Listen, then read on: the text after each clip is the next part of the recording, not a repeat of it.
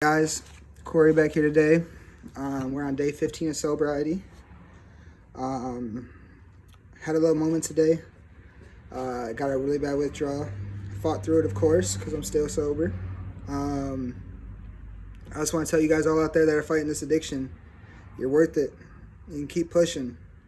It's nothing to get over this stuff. I'm telling you. I'm doing it. I'm living proof. I'm hoping you guys are continuing to watch videos, subscribing, sharing, getting the views up, spreading the word of being sober.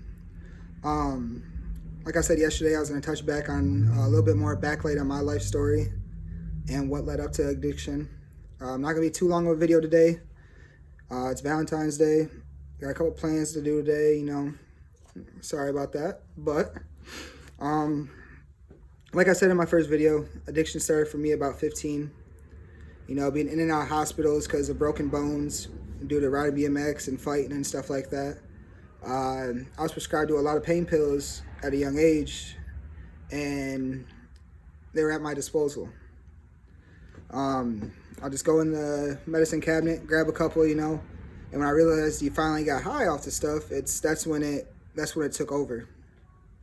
My mom started questioning me about what's going on with the pills, blah, blah, blah.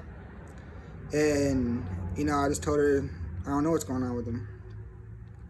So, about 2014, March 10th, I lost my grandfather, which was a very big hit for me. When he passed away, a lot of his meds got left behind.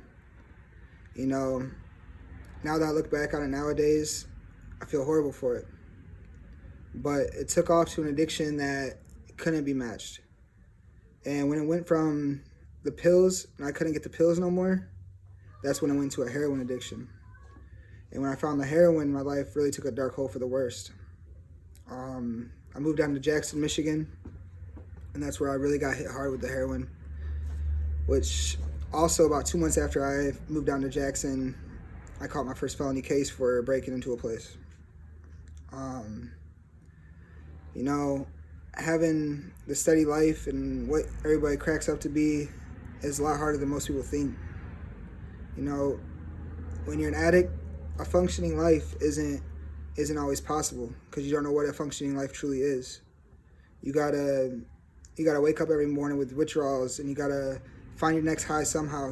I've robbed a lot of people, I've hurt a lot of people, and that's one thing that I regret. But at the same time, I don't regret it because it makes me who I am today.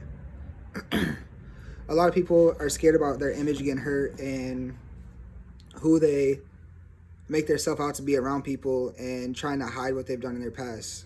Me, I embrace it because everything I've done in my life makes me a stronger human by how I take it and I flip it around and make it into a better horizon, no matter whether it was a negative input or a positive input, because no matter what, you can always put a positive input into a negative and make it positive. Where I want to go mostly today is I want to tell a story about an old timer that I met one day and a quote that he gave me. He said, "A steady drip of water will put a hole in a rock." Now, scientifically speaking, it will. It's called erosion. Look at the Grand Canyon. It was once a big lake, and after time, it eroded down from the steady drip of water coming through. How I'm going to embrace that into my addiction is that I'm going to tell you is if you work towards something, take it as sobriety. You work towards it and you work hard, you can overcome it. You're going to blast right through that hole and you're going to become a better you. Because like I always say, your time and everything, you're worth it. It's not always about getting results right away. It's about trusting the process. You are going to have relapses. You are going to have struggles at times. Just like today, I had one of the worst withdrawals of my life, and I wanted to cave so bad. But you know what? I reached out to my support group, which was one of my good friends, and they helped me talk me through it. And I had to keep pushing and pushing and pushing. But you know what?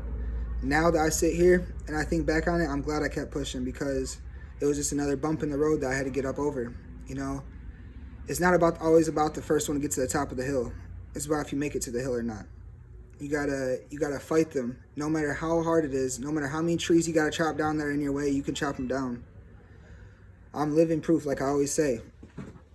I just want to give a nice big shout out to my mom.